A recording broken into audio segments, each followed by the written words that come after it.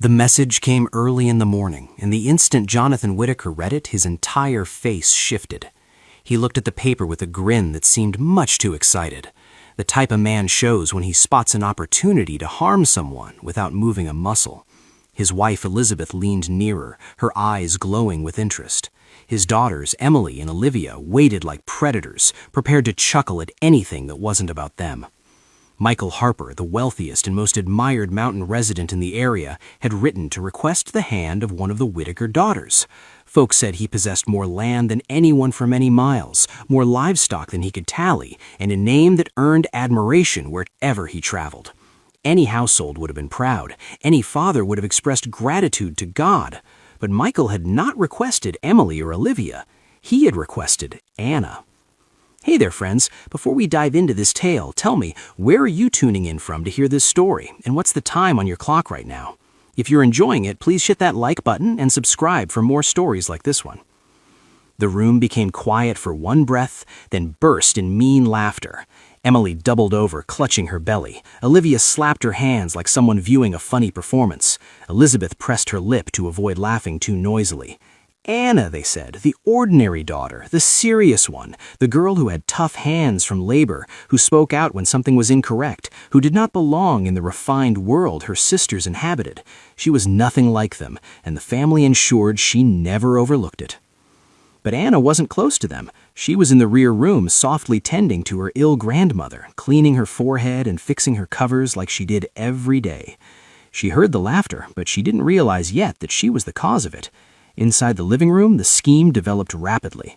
"This is ideal," Jonathan said. "Michael Harper believes he selected himself a calm bride. Let him discover what he truly receives." "He has no clue who Anna is," Elizabeth added. "He'll be trapped with her before he even comprehends, and she'll be distant enough away," Emily said smugly, "that we won't have to handle her anymore." They believed dispatching Anna away was the nicest prank they could ever perform, but they didn't realize Anna had overheard everything.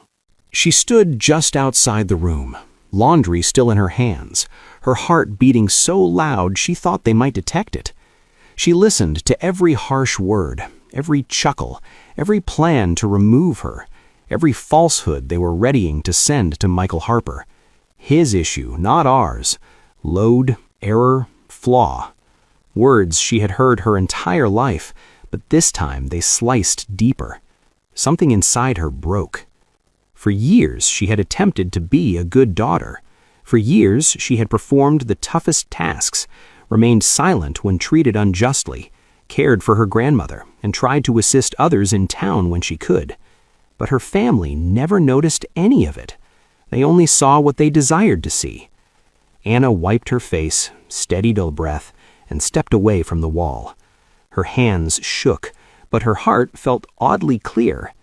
If this was how her family wanted to release her, then she would depart, but not as the damaged girl they thought she was. She would depart with her head held high. She would depart as herself. That night at supper, Jonathan cleared his throat and spoke as if he were sharing wonderful news. "Anna, you have gotten a marriage offer." Her sisters watched her with smirks stuck on their faces. Anna looked up calmly. "And you agreed to it?" "Of course," Elizabeth said kindly. "It is a great chance for you." "A blessing," Emily added. "A wonder, really?" Olivia whispered under her breath.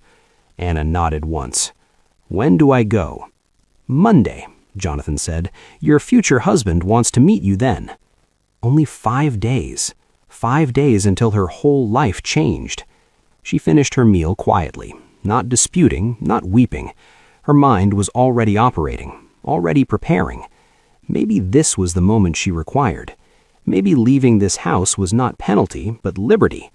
And maybe, far away from these walls, someone would finally see her for who she truly was. In another valley, Michael Harper paced his porch, gazing out at the broad fields he had constructed with his own hands. For 10 long years he had labored from sunrise to sunset, forming wild land into a successful homestead. He had everything a man could desire: land, reputation, power, but no one to share it with. And every time he considered marriage, one memory always came back.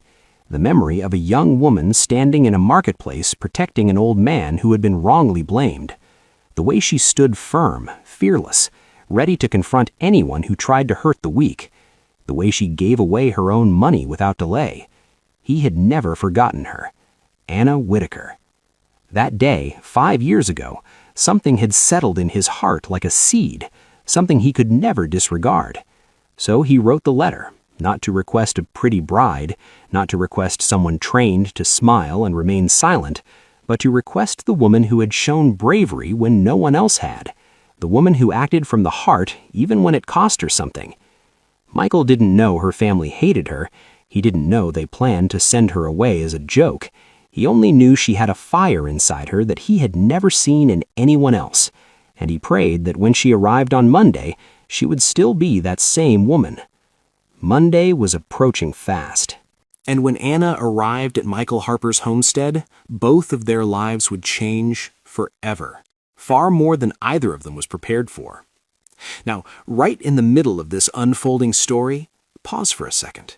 Where are you listening to this tale from, and what time is it showing on your watch? If it's keeping you hooked, go ahead and like this, subscribe, and join us for more narratives blended just like this. Anna reached Michael Harper's homestead just after noon. The wagon halted in front of a wide wooden porch, the house standing tall and solid against the open sky. It was the kind of place built by hands that never quit, the kind of place that held stories in every board and every fence post. But Anna barely noticed the house. She noticed him. Michael stepped out slowly, cleaning his hands on a cloth after completing some work. He was taller than she recalled, stronger, older too.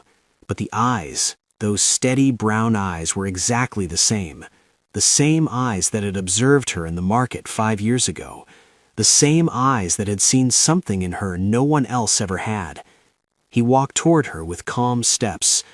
"Miss Anna," he said, his voice deep and gentle. "Welcome." Something warm moved through Anna's chest, but she managed a small curtsy. "Thank you, Mr. Michael." They stood there for a moment, both unsure what to say. It felt odd meeting someone who had chosen her without even knowing her. Someone who might turn her away when he learned the truth. Someone who might be her whole future. Michael lifted her trunk from the wagon and nodded toward the house. "Come inside. You must be weary from traveling." Inside, Anna felt her nerves tighten. The home was simple, but full of quiet warmth. A fire burned in the hearth. Books filled the shelves. The windows let in soft light. Nothing like her family's cold and perfect living room. Michael handed her a cup of warm coffee and sat across from her, leaving space so she wouldn't feel crowded. For a moment, neither spoke. Anna set her cup down and took a steady breath. "Mr. Michael, may I ask you something?" "Of course." "Why did you ask for me specifically? You could have chosen either of my sisters." Michael held her gaze, and Anna felt the weight of his honesty before he even spoke. "Because I saw you," he said quietly. 5 years ago, in the market." Her heart stumbled. You remember that?" "I never forgot," Michael said. "I saw a young woman stand up for a poor old man when everyone else ignored him. I saw courage. I saw kindness. I saw someone who didn't look away from what was right." Anna blinked hard as her eyes warmed. "No one in my family saw it that way." Michael leaned forward. "Your family is not the measure of your worth." It was such a simple sentence, yet it felt like a stone lifting off her heart. Anna swallowed hard and forced herself to keep going. "I need to be honest with you," she said. "My family sent me here because they want to get rid of me. They think I'm a problem, someone who causes trouble because I speak up for others." Michael didn't flinch. "I suspected they were eager to send you off," he admitted, "but I didn't know why." "Because they don't value who I am," Anna whispered. "They think I ruin things." "They think I'm strange or unworthy." Michael slowly stood and walked to the window. When he turned back, his expression held something strong and steady. "Anna, let me tell you something. People who live without a conscience fear those who have one. People who thrive on dishonesty dislike those who tell the truth. Your family didn't reject you because you were wrong. They rejected you because you were right. Anna felt like the room shifted around her. No one had ever said words like that to her, not once in her whole life. Michael returned to sit near her, though not too close. "I did not ask for a silent wife," he said. "I asked for the woman I saw that day, the woman with fire in her heart." Anna looked down at her hands, the hands her mother called ugly and calloused. Michael's eyes softened as he followed her gaze. "Those hands show you work," he said gently. "They show strength. They show character." Anna felt something break open inside her, something she didn't know had been locked away. "Mr. Michael, you don't know me," she whispered. "That's why I want time," he replied. "A few weeks. No pressure, no rush. We'll learn each other, and then we choose together if we want this marriage." Anna lifted her eyes. "You would give me a choice?" "Of course," Michael said. "You're a human being, Anna, not a parcel being handed off." Her throat tightened. Her chest ached. No one had ever spoken to her with such respect. After a moment, Anna nodded. "I accept. I'll stay, and we'll learn each other honestly." Michael's smile was soft. Real good. That first week changed everything. Michael showed Anna the fields, the barns, the cattle. She offered ideas he never thought of. He listened. He asked questions. He valued her words in a way no one ever had. "Why aren't the water troughs connected?" she asked one afternoon. "If you link them, they wouldn't run dry so quickly during drought." Michael stared at her, stunned. "You're right." They worked together, walked together, talked late into the evenings. With every moment, Anna felt her fear fading and something warmer taking its place. One night, while watching the stars, Michael said quietly, "Anna, I have a confession." Her breath caught. "What is it?" "I never planned to fall for you so quickly," he said, "but I am." Every day, Anna's heart jumped. Her hands trembled. "I feel the same," she whispered. "I didn't expect it, but I do." Michael stepped closer, only an inch. "May I?" Anna nodded. Their kiss was gentle and warm, like two hearts recognizing each other for the first time. When they pulled apart, Michael rested his forehead against hers. "Anna," he said softly, "I want to marry you. Not because of the arrangement, but because I want you." Anna felt tears fill her eyes, but they were not sad tears. They were the tears of someone finally seen. "Yes," she whispered, "I choose you too." What Anna didn't know was that her family was about to learn the truth, and the shock waiting for them would shake their entire world. Anna and Michael were married on a warm Saturday morning in the small church of Pine Valley.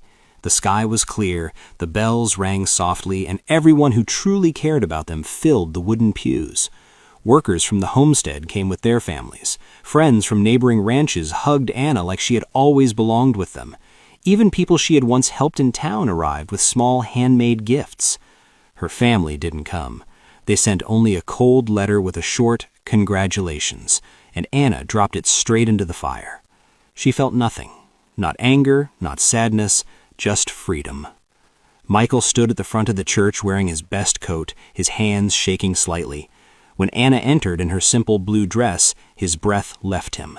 Her hair was braided, her cheeks warm with color, and her eyes shined with something he had waited years to see: peace. As she walked toward him, Michael whispered under his breath, "Thank God her family didn't keep her." They exchanged vows that held no lies. Michael promised to honor her voice, her heart, and her fire.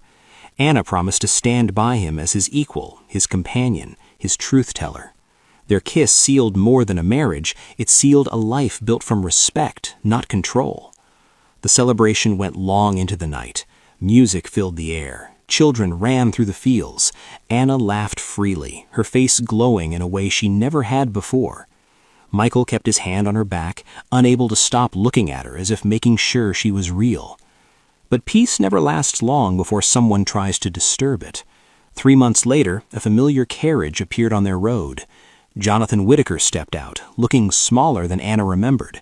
His shoulders sagged, his eyes darted around, taking in the large barns, the new irrigation systems, the healthy cattle, the schoolhouse Anna had helped design for workers' children. Michael came to stand beside Anna instantly, his hand resting protectively at the small of her back. "Anna," Jonathan said, removing his hat, "I need to speak with you." She didn't move. "Say what you came to say." Jonathan swallowed hard. Our family is facing trouble. The magistrate was arrested. Investigations are happening. We may lose everything. Anna stayed silent. Jonathan continued. I hoped maybe you could speak to your husband, ask him to help us financially, temporarily, until things settle. Anna stared at him for a long moment, stunned not by the request, but by the fact he believed she owed him anything. You sent me away as a joke, she said quietly. You wanted me gone. You wanted Michael to suffer because of me. Jonathan looked away. We misjudged, but you're still our daughter. No, Anna said. A daughter is loved, supported, appreciated. I was none of those things to you. Michael stepped forward then, his voice steady as stone.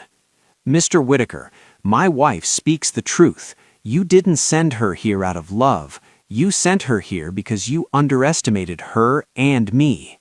Jonathan's jaw tightened. Are you really going to let her talk to her father like this? Michael looked him straight in the eyes. I married her because she speaks the truth. If you can't stand to hear it, that's not her fault. Jonathan tried one last time. Anna, please. Anna's voice softened but held still. I warned you about corruption. You ignored me.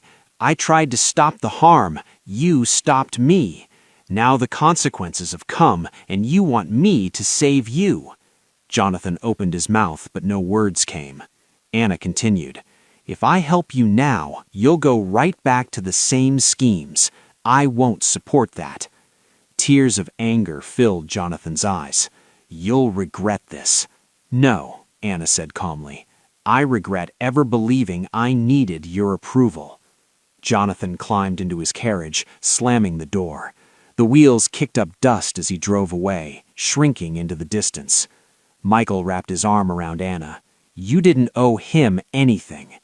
Anna leaned against him, letting out a breath she had held for years. Michael, did I do the right thing? Michael kissed her forehead. You were true to yourself. That's always right.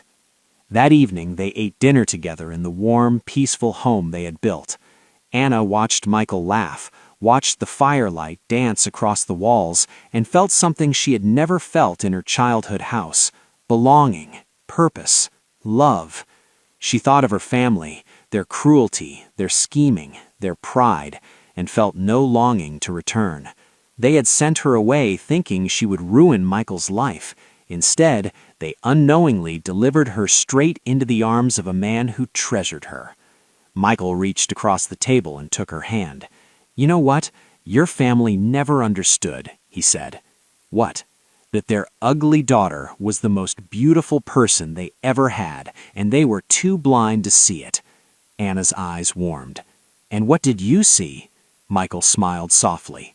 Everything I ever wanted. Anna felt her heart settle deeply into her chest, steady and full. She wasn't unwanted anymore. She wasn't the family burden anymore. She was Anna Harper, wife, partner, beloved, and she was home.